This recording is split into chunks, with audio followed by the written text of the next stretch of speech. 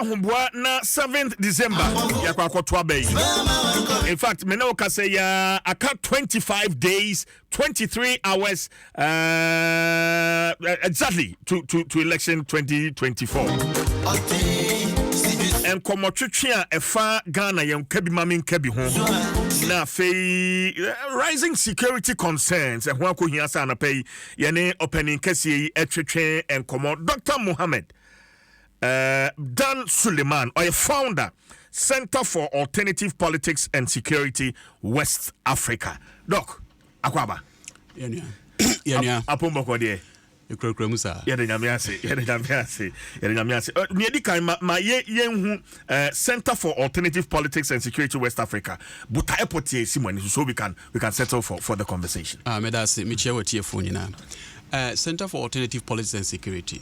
Center bia ye be se ye behwe kwan a ye befa so na ye krom ha no ya mamre mu no ye fiafie mu no enema e wo ho no mo a nyansa bi e wo ho no mo ye betim de ebu o my Ghana anase any other West African country no ye be ye na ye de abeka ye democracy no na e democracy na I richer ni enti a we hu hia ne se so be hwa 30 years ni a democracy, neoliberal democracy, Fahd Africa.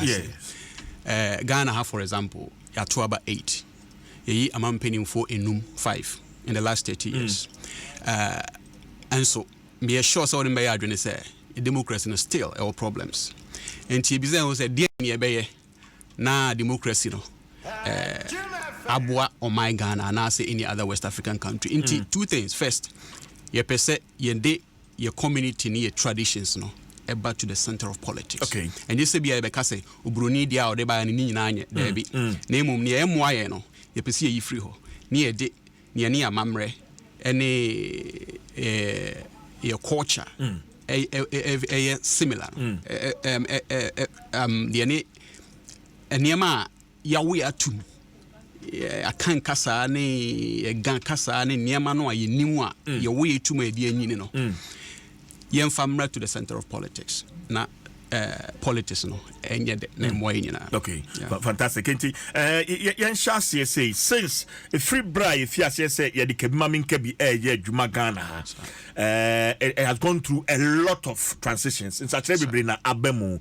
What has been these transitions and kwan be so na afa so aboa Ghana yan kasanga ya manyo semwa ye ne Ghana ha no doc say okase kabima minkabi ewo problem I don't say enya kra ewo there are areas wonem be ya adwen say eboa ni aboa the emfaso Ghana edi ewo kabima minkabi amamu mu ebi ne say na ohwe West Africa ha anasa Africa ha nyina Ghana eye oman bia obi a hu say asumdwe kakra ewo ha se eno no se nipa hu say obi a odi omano so no nipa ni nyina na koto aba eyi no a ya na ema abotoyemu eba nti onipa enkofa sekan sebe anase tuo se okwa kutu nipa no a Ghana for ato aba no amano no nti behwemu a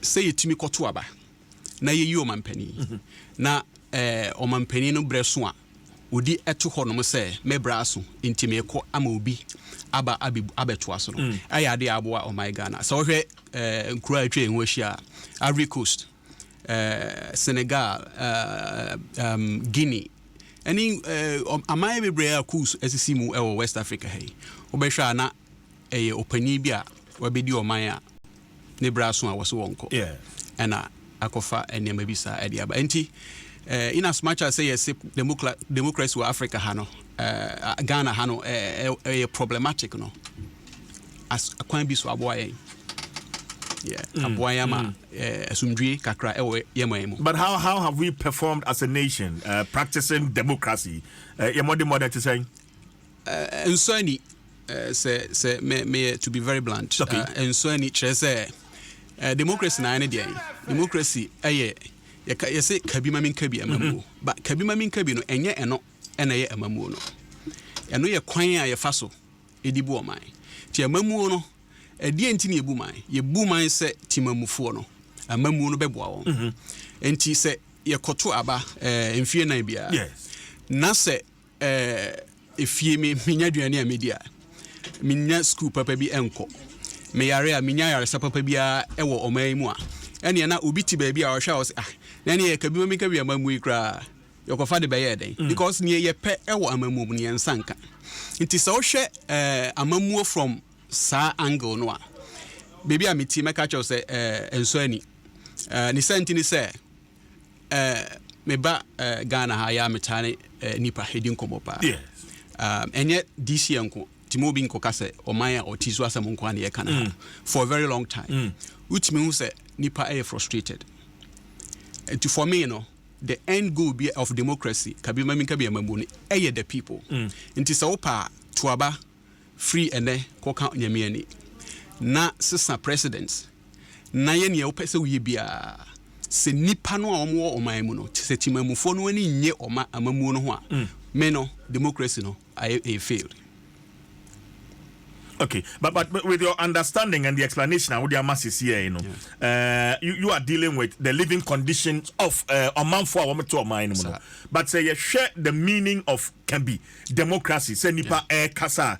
Do you think that freedom of speech, ye shemu kinagana ha, and so say ne binum hono no. There's a seeming culture of silence. Ye kan nipa kasa boa esheniem. And no creme me hubi ebi wo ho. Say okowachi to a bribe your 2 year first election your 2 year about first one 1992 92 years the fourth republic now the etutu ena senior tibia no wujidi say mpuntu aba in terms of press freedom ne onipa bitimi akana dwene onsuru say obebe no bibi nanso ne bibi epesi edu no yenru ho minim se nipa bebre politicians anase timamu for journalists ni ade nipa bebre wo honomo a omaka bibi obi se bi owotumi o se sasem no nipa naka no emfoa ade bi opeso wo yeso enti na o kane kasaboa e de hye niyam enti on that front no me gidi se press freedom no mpuntu o hode nanso bebi epesi yedu no yenyenru ho Are there specific incidents I'll be to me making reference to maybe culture of silence and maybe in a practice of freedom of speech? Are there any incidents that you can make reference to? One bako vividly in my mind say TV station and that's a radio station. Me gidi se nipa etie TV station bi anase radio station bia se ne etie bia no me nyini se kabima men kabia mamu no ma ho kwan se obi ka se radio station anase TV station no yentum me sana me si hu democracy no because nipa no ana etie ana there was another incident in so obi take pictures you know our premises bia sebe yeko echi no na ye bobo no ni ade. These are examples of eniema se ohwe ewo man mu na se osanso ko a friend is abonten te se Nigeria for kase Ghana sumdwe o Ghana mo governance na se ohwe ne ewo man mu ne nipa ka abonten na ase sebe na insisi so papa because of these particular incidents no ti se na me di kan ye no enema bibro ho no ma se ye na omamufo no ehu se amamu no omunti ana ye enye se ye for say obi emedi president na sebe omai sika no onfa nkocheche na busuafo ana so onfa ncheche ne namfofo until we get there no yentimi nsi yebo nkase se ne yesi bu yema no eboaye but from baby I want to know, do you see an abuse or share humanitarian media space now an abuse of our freedom of speech and to be at me social media now the phone that's in him now what can't be you know and this has in recent times police for Juma because now misinformation disinformation and the bebre do you see a form of abuse from citizens you know in that regard abuse citizens no abuse other citizens and they abuse freedom of speech. Okay, yes. okay. That's actually a very, very important question. Usually, who say abano, you baby afa enema we abano wana, abano nkwana udi sebe for ewa semnum. Nanso ente sa se unim se obi ebe kyerɛ ni n'adwene ɛwɔ biribi ho me yɛhwɛ sɛ me betra ha me ka sɛ ɛne sɛ bi adeɛ bi a masua wɔ ɛnɛ na nsa bi na ofi sɛ ɛbɛboa nka mfa me ma ha nti sɛ obi ɛbɛka amamuo ho asɛm a ya na ɛsɛ sɛ nipa no ɛyɛ adeɛ a wɔsua amamuo no anaasɛ nkrataa bi wɔ hɔ a yɛatwerɛ afa adeɛ asɛm no wɔbɛka ho asɛm no a ɛsɛ wɔtumi sua saa adeɛ nso sɛ wɔbɛhwɛ no na nipa no on no one say o sika de betoto enema obetim dia abie YouTube account na wabekasa me gidi say it has to be curtailed they say o man no hwe kwan e be fa so asane ma no ye be krakra no me nka say yensi ano because o ka say yensi ano ase na o kanipa no e kasabo ahye nti yen krakra no ye hwe kwan e be fa so misinformation no ewo mu no ye be ye free mu so o hwa ba bi bia coup esi ana say violence Esibiano, Rwanda, and many other places. Misinformation very, very central. January 6, 2021 in America, of all places. Misinformation very, very important. Into me feel say a hono and nipano abuse freedom of speech, you know. But and also say nipano bekasa kanekasa abortion. So where do we draw the line? We need to know when to cross the line and when not to cross the line. Maybe a bit me and then we can know. Your concept be a friend the end of liberty. Yes, say ubia timi kanadwene. Ebrebe wadwene say yes ubetimi aka wadwene. Ye be ka just there be a hade me remember ha. I true. Remember ha. Mimi hu say ebra say baby say draw line e time wa asem wa nipa na ka no. A threat to a minor because the Ghana anywhere wo baby out here or casem no union town se basa Ghana hana wa baby as a manone na wo yesanso a Ghana senate bia ayo krum enti ade bia wo beka me feel say a bet threaten or minor security no a ade a SCC ano eno no say ubi kana say ye china me metiase because a threaten or minor ankasa ni etosu mi no say asem no awoka no ebeye ohaw ama obi ebema obi ya bia ya bo no anasa ya ni bibia anasa bia ya ku no eno enso ade a sebese obi eye bibia etesa eno no obi bia obe tu ho anamo akasa saade no yensi nipa no awokasa no yensi na no anasa yen prevent no from ne oye no a me metiase me feel say beyond anasa bia asem no nipa na ka no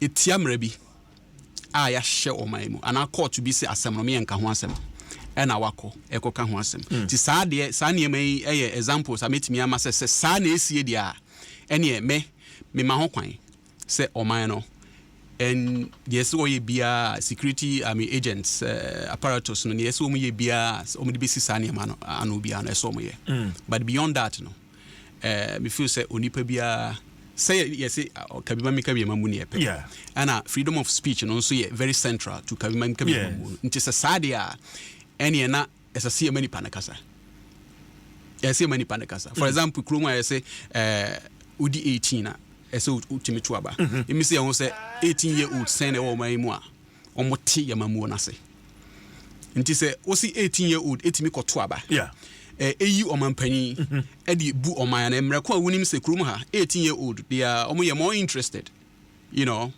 many of them are more interested in spending time on social media than going to read Ghana's constitution or the MPP or NDC manifesto. And so we say omutime to aba enti so obi nso eso no so pese wo kire na adwen a untumi nka nkire ne se mo nkire na adwen but se ne medi kan kan no se na adwen kire no e threaten oman no anase edi o how bre obi foforo e wo man ni mu anase e ade a etiamra memegit se esese yesi ho kwan. Okay, Adom 106.3 FM many Dr. Mohammed Dan Suleiman and ameneno twetwen and komo doc with about 25 days to our election are there some security concerns ebi awabon and nikama ya nhwe ya ebetimi aha abaye ba betwe from where you sit doc I nedi kan se obehwa emfi kakrania Ghana ya kan se terrorist ana se tutrafo omo crew bit se Burkina Faso Mali omo threaten yaman usually no se actors no ebra omo strike and I say omo ye bibia threaten security time will be any omo so nti mimi hu say sa election period you know ye nyina yadwene akọ elections so no brebia se sa enkrofo no omo pese omo ye bibia golden opportunity say omo ebe bibi nti eno ye ade a hamikakra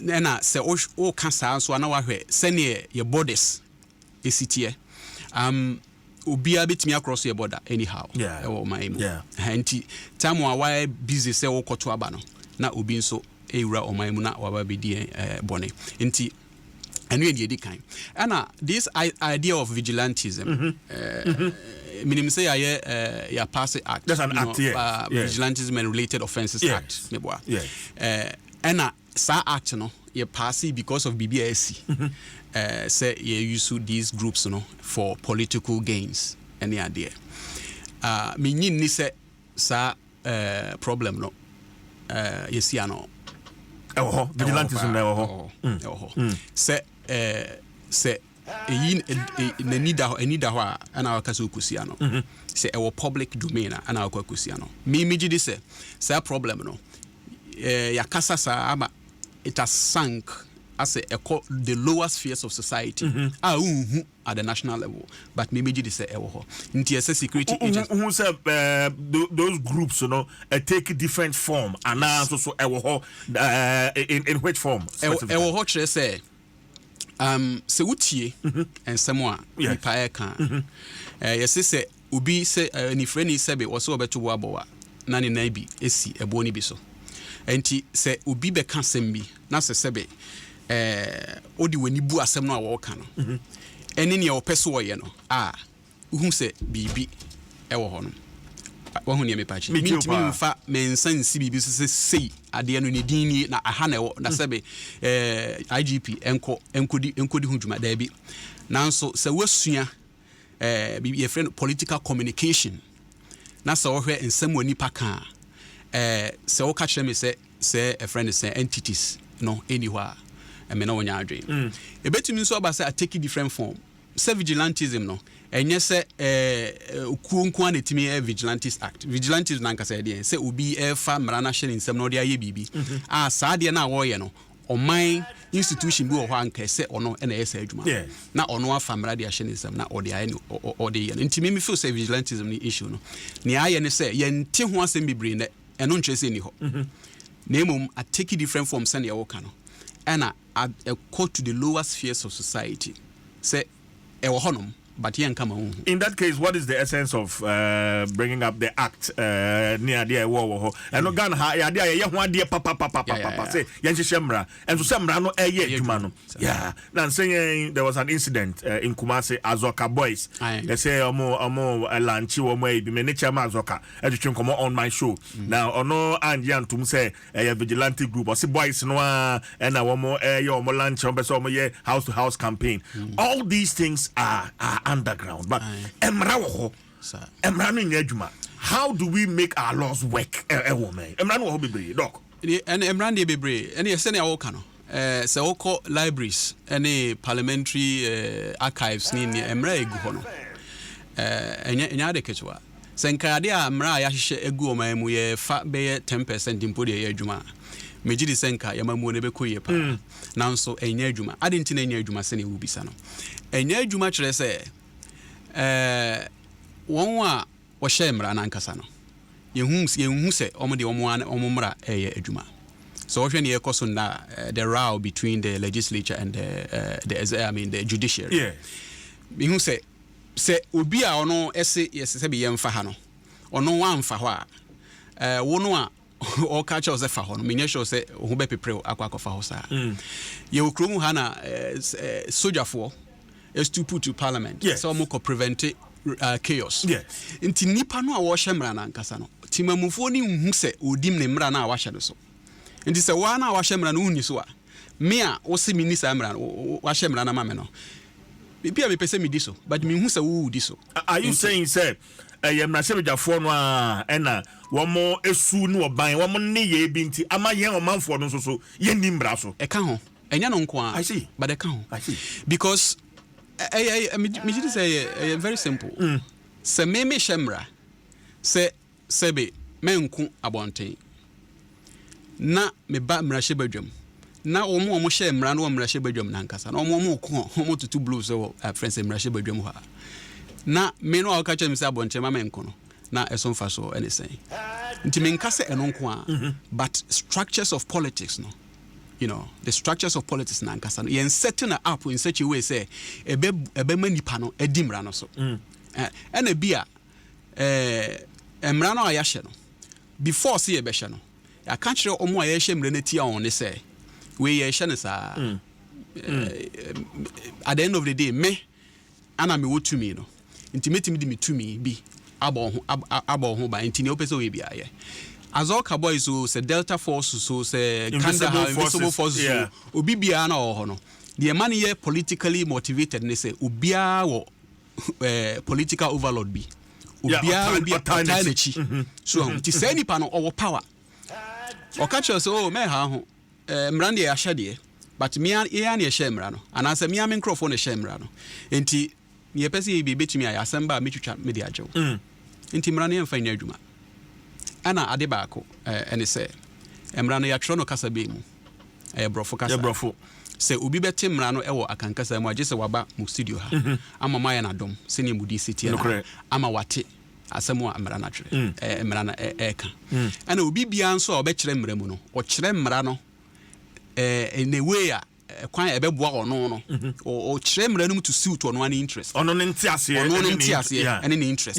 enti se nipa no a omo mu no ontimi mfa mra no e omo kasa mu a omo ntimi nya mra no kroji wahu ne mepachi because mra ne atro no brof kasa ena krumu anso eni se so bi betiase a eje ne kasa ono tiase enti ofa mra no every source wahu but Kromo hano betimi aka say less than 40% of Ghanaians ana ombetimi aka brofo atre brofo ate brofo at the level a ebema ombetimi ate mra na se from source say ya ye mra no wa fa mra no a ahwe mra no but your National Commission for Civic Education NCC any duty senkasa you know constitution na dey nyina this education no how do you see the work me say won say your budget yes budget no percentage ben na ye tede to say ye dey kopfua NCC adwuma so amoma ko Ghana fa na nyina akokire sene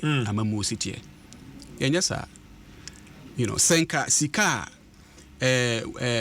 you lose through corruption ne niema bia ehu hia no anka ye dey support NCC amoma yo madwuma na bia anka meti here anka me nya worried about say nipa no omon reach the source of politics but enye interest sa ana me hu say enye interest because say nipa no enim obi nim si yewia na untumi nwia no obi a yewia ni bia no unim si yewia no ahu de mechire enti se wo chire nipa no amamu amanate amamu ase a ese otimu se o chine bi upesa wo de amamu nyansa bi esisi na obehu Timothy said there's an entrenched elite interest working against the hope say Ghana for ebeti amemu ase na omode say ntiase no eni nimdi omo amemu no e de hold leaders no accountable but eno nimdi eni ni ho nti se unnim nimdi ne nyansa no anase kwan ya obefa so any leaders no hold them to account yes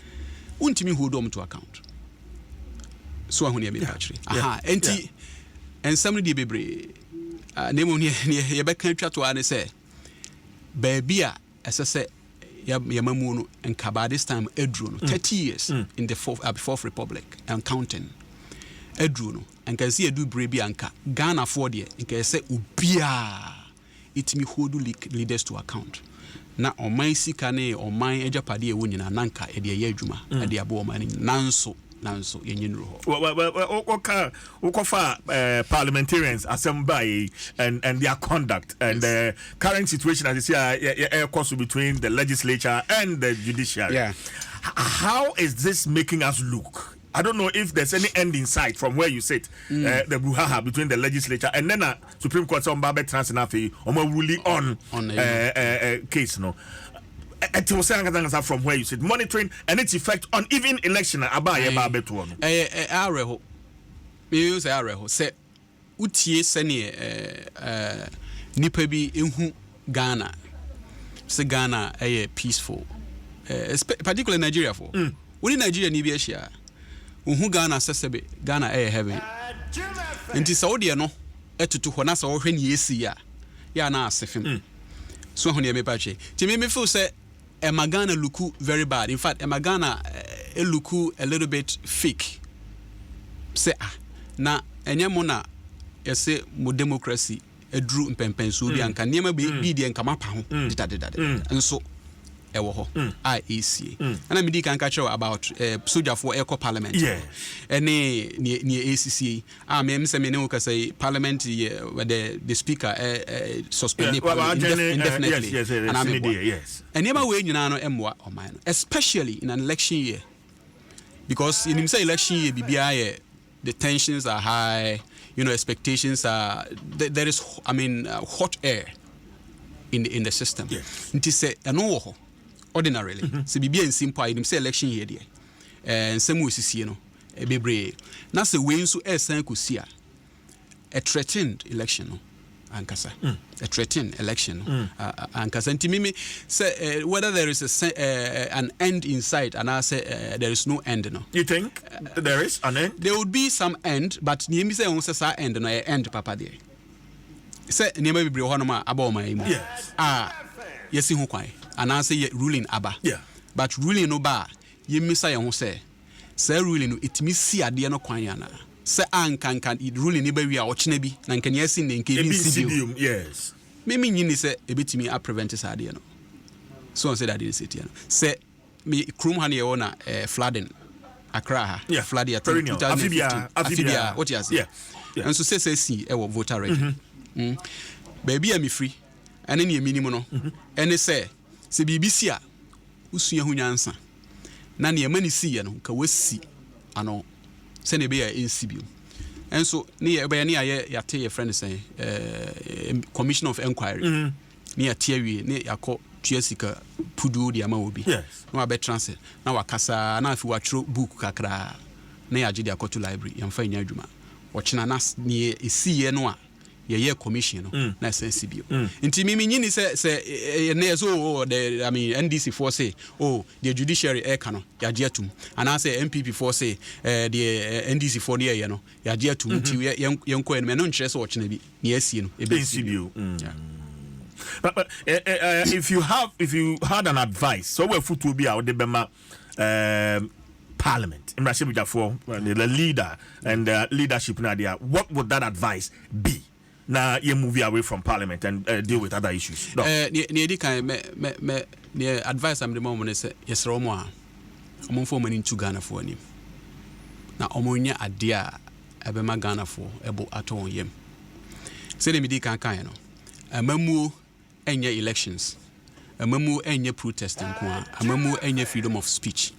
Amamu ye de sa niema we edeba ebe sesa e friend sentimamu fo no ebra emomu edwuma emomu eduane efie bebi ode onti beto and omontare hyem ne ade eno enaye enu ntina amamu wo ho enti se ode process no o serve process no if you worship the means rather than the ender ne ebanie enti omo form into Ghana for anim na omo hwe obre a Ghana for FM enya nanko for early election year bia Ghana for the economy economy is always on top because election year bia there is economic rife into omo form into Ghana for anim na omo nya ne yese omo nyina na omo yese ne ma we say no menye sure say obi wo hono ma se be ahia no because in Kenya wa menyesho senka obia woni obedie research say untimi nya parliamentarian Ghana ha say be uni at least $100,000 unni say sika na untimi and our president I think say $1 million as I say so I just say into obi o parliamentarian bia no oni obedie nti say woni obedie a mesrewa for we need to ehiafo a mo mu a omuni hwe a mo hwe mo a na munye ne sese muye na obia honto no Medasipa Dr. Mohammed Dan Suleiman, or founder, Center for Alternative Politics and Security, West Africa. And I mean, no, and Komobiti are joining on Facebook now. Do comment at the Atoho na Yajibrania Kenkai at the amount. Doc, you share a mebunu and a ma.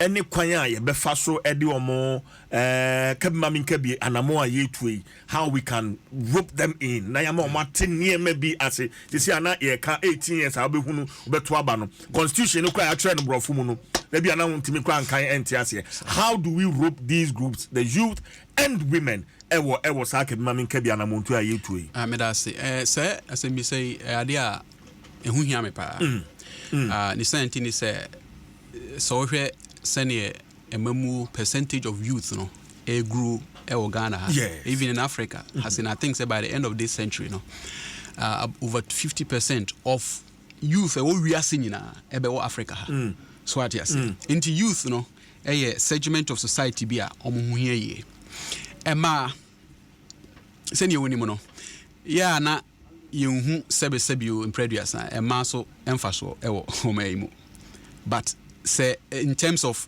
role in sustaining the economy but so omaimu your market leaders market women any omo ye means of subsistence farming no dudu na ye ma o omo ana what the lower levels of society omo sustaining the economy no nso yemi say e ma dudu osan ana omo ekwanya say omo betimi aka asem emene du a friend say mpanifo anim omo no so enti memeji di say ekwan e befa so ne say ne edi kan yenti ase say emabunu ene emma omo ye central omo huhia e wa mamu bia say wanya santie so no ane say wo hye mrakra say ye mom bia 40% of seats in parliament and I bia mabunu no ye mom some percentage of seats here or there enya adwuma because ye mfan hye ye mu say omo huhia inti ano ne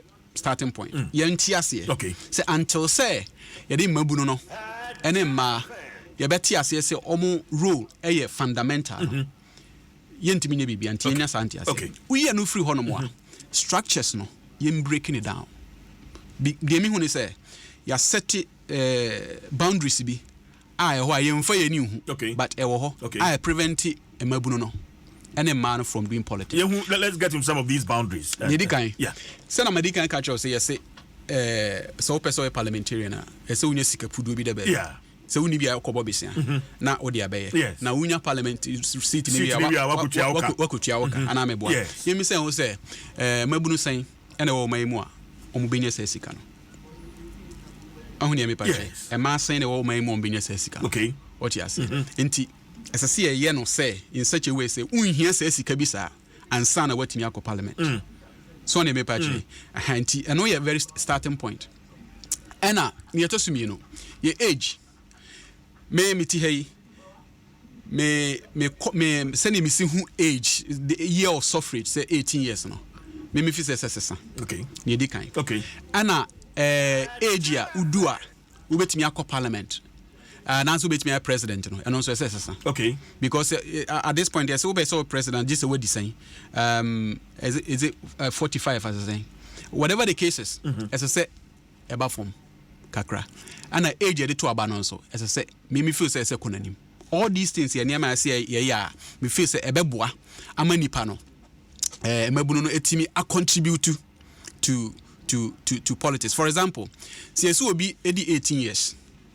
Na your friend is saying obekwa akoto aba na say 18 years no politics na won tiase a na bato na obeto no sebe ya na impact no and in this rosa because nienti a yɛse gye sɛ wadi 18 ansa na wato aba no sɛ yɛpɛ sɛ aba no sɛ woto a ɛso ba mfa soɔ nti sɛ wonte amamuo no ase na constitution kora wonkan da na party manifesto mpo wonkan da na abato na akoto no ɛso impact no asɛ ɛnyɛ meaningful saa so ne me pache enti age na nkaza sɛ make sure sɛ ɛbra nipa no kwakoto aba na ɔte amamuo no ase ansa na wato aba ya no ka ho ne mede betwa to yɛ ɔman na nkasa no ɛbere bɛn sɛ yɛse wudi 21 years and I say is it 21 years na betimi akɔ parliament meboa 21 years no now make us say maybe our high school and I say bia we high school you are in your first year after high school ni padodo sen na omo 30 years omo di omo hu say ombetimi agile na omo ye bia akwa friends amanyosem because 21 years we high school say opese adwuma obepa adwuma wunya bi uni na musa bi na ose bi 25 years oba akoye a friend say masters bi a we masters na enka benya adwuma obewie masters no bi adwuma obenya no and untimi mfanya hwe nti ube han time a the youth no ana say mabunu ewo ho mahimu no omo be di omo ho ambeka se bi e kwakoye amanyosem no bi na on number 35 ana 40 nti ye growth trajectory na nkasa no the mobility of the citizens na nkasa no emfiva se mabunu no obetimi ababebu man kire se odwen other things baby anadwene ne wo no enya mamu kra na odwene ho ebi kra waye fed up with the mamu no ohu se politics na yenya hwemfrim democracy yenya hwemfrim nti ade a yenya hwemfrim de adan ana mebe pepre me ho ede me ho ba be hye eno ye omo wo se be conscience obi a ono no enye adwuma nkra but me be ya menya bibia hye me botom no no obeba obemie nani ede aba enti eno wo honom. There is also the point of exploitation. Your student organizations bebre ewo my mo obehe no omu leader no obehe na ya pension no political party be a pension leader no your test con you retain ewo ho eno de yinim se omu ye party politically yes. But I the grants between nooks SRCs in the various universities. President Bia Ababe contest SRC president Bia no or in positionality, the political positionality or honor.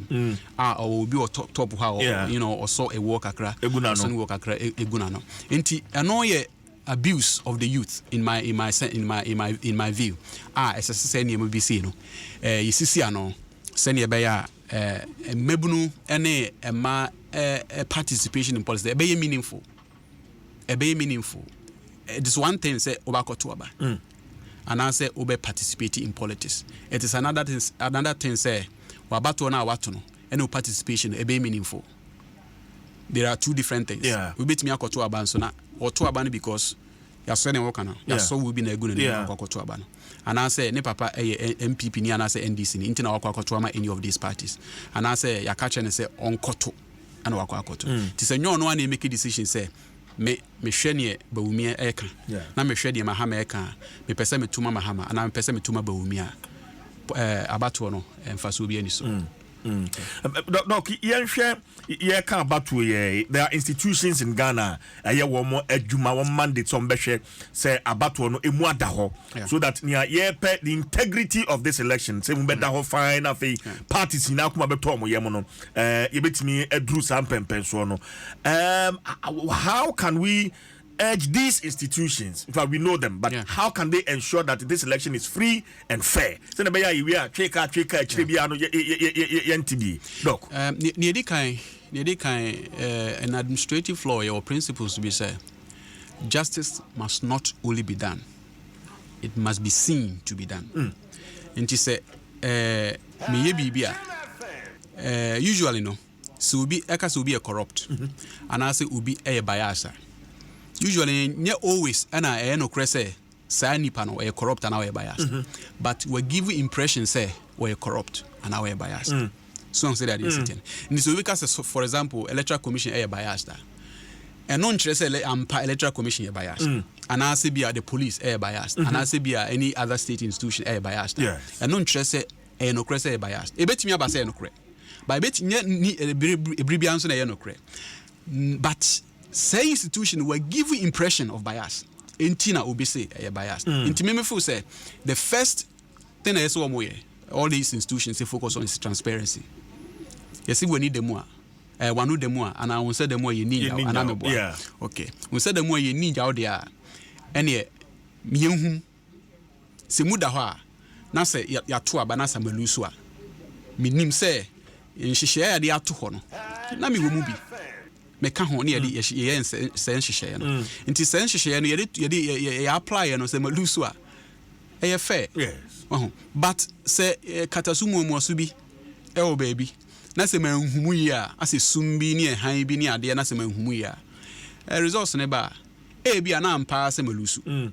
But asense ya mama enhumu ni ntino menye ntum nti media ade ba akopɛ ana sɛ esie transparency ese bibia mu da hɔ na nti ase ba me feel say that is the way. IPAC, Interparty Advisory Committee or Council, serving the purpose. Is it really serving its purpose? Maybe I'm a phone in our more ACM at 12 to Adreno. Who know more IPAC on the same? Me feel say performative, like it's a performance. Senior medical canon.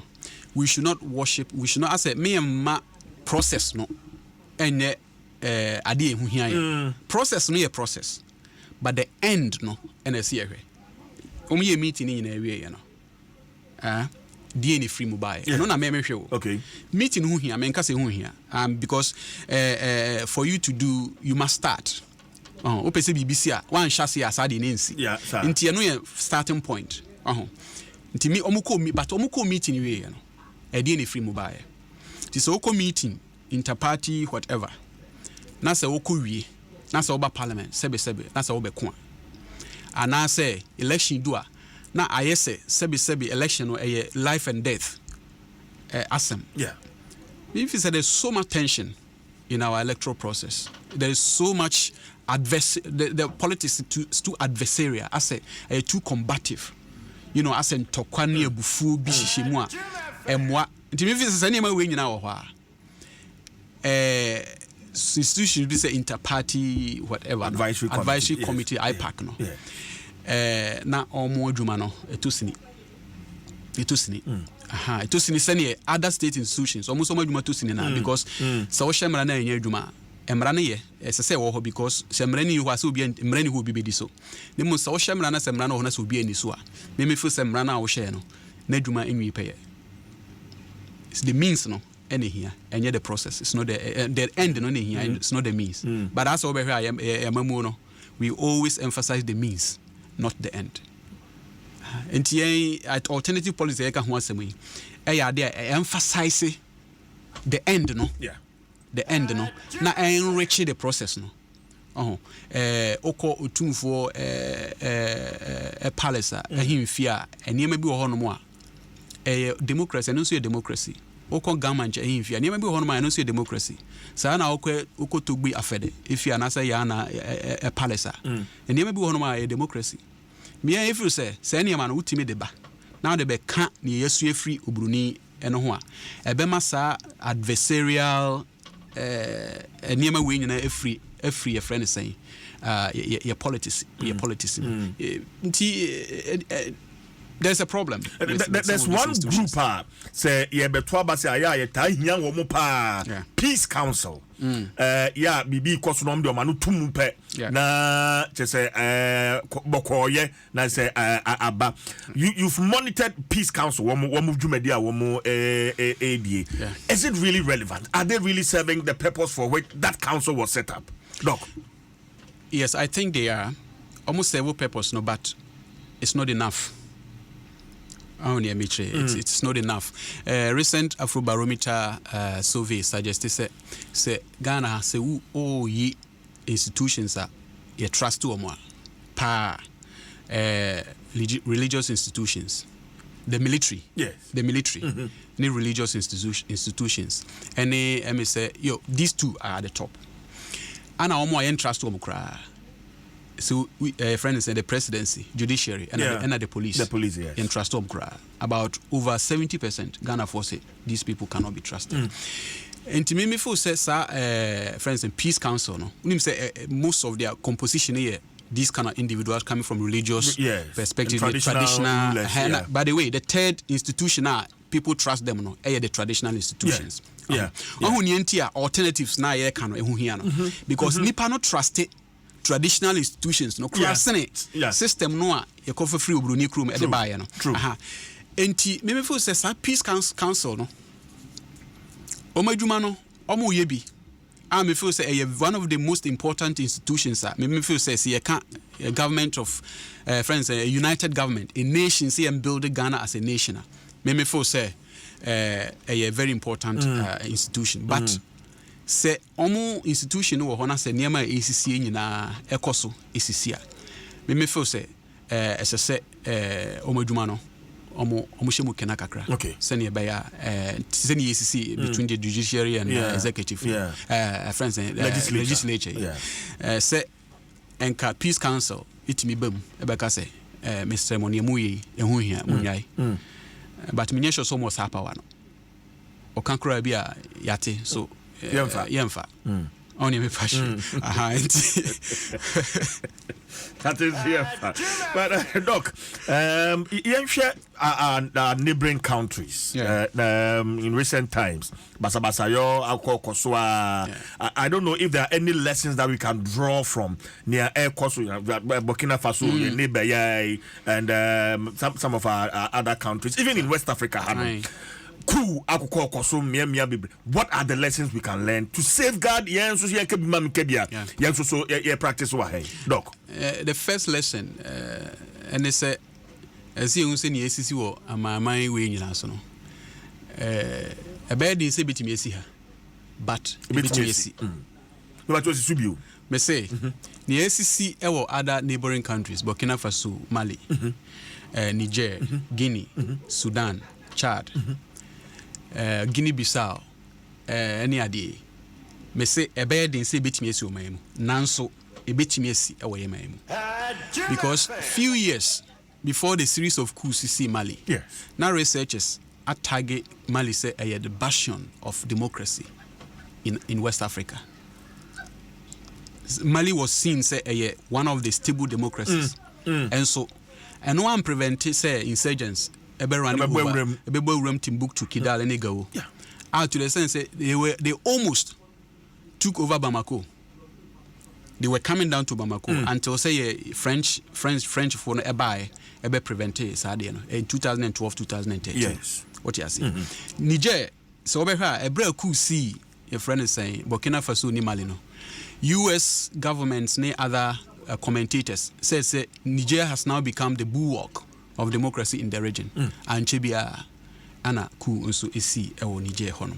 Inti Ghana you were sumdwe relative to these other countries. But ni ACC wo hono nyina no ebi betimi asi. Se ku besia usually no here niam amiensa. Di kan zeti mamufo no. Omo worried like omo grievances. Omo aggrieved. Se niam bi wo ho ekoso o mamu omo mpe. Na se nipa dodo na e wo mamu no se sa na omu hu no a eno wo ho no.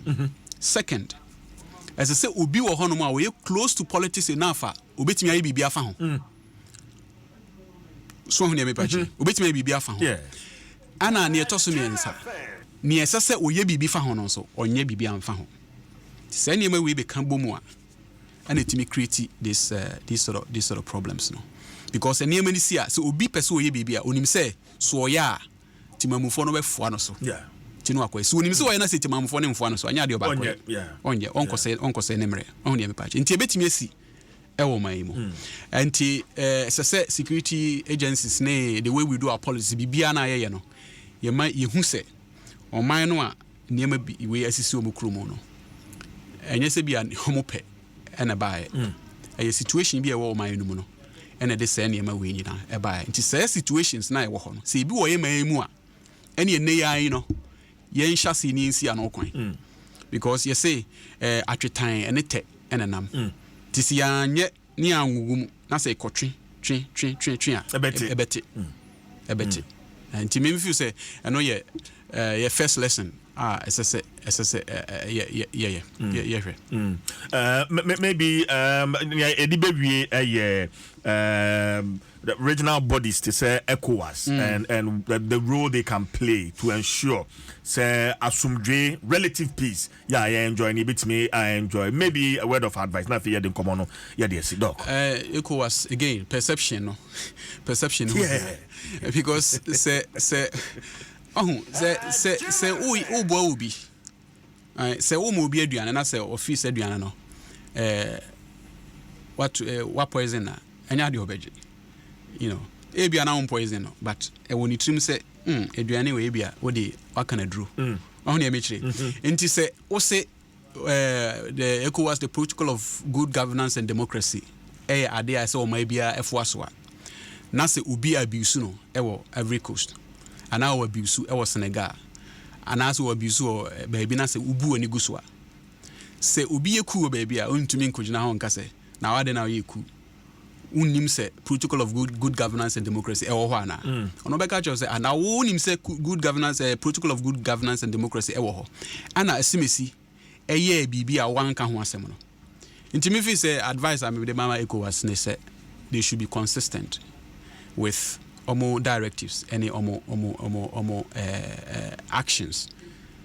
You know, your friend is saying say ubiye ade bia enya na se woka ubi foforo so ya na waka ntimi me fi say more about perception issue. More about perception. My advice is for ECOWAS to follow the rules no ono omo amashe e dey ato ho omo follow. Same for AU. Same for all regional institutions because sa wanya sa ne beba ne say ECOWAS ne mu ache. Say ne mu ache ne ya this Sahel tree almost omo ECOWAS.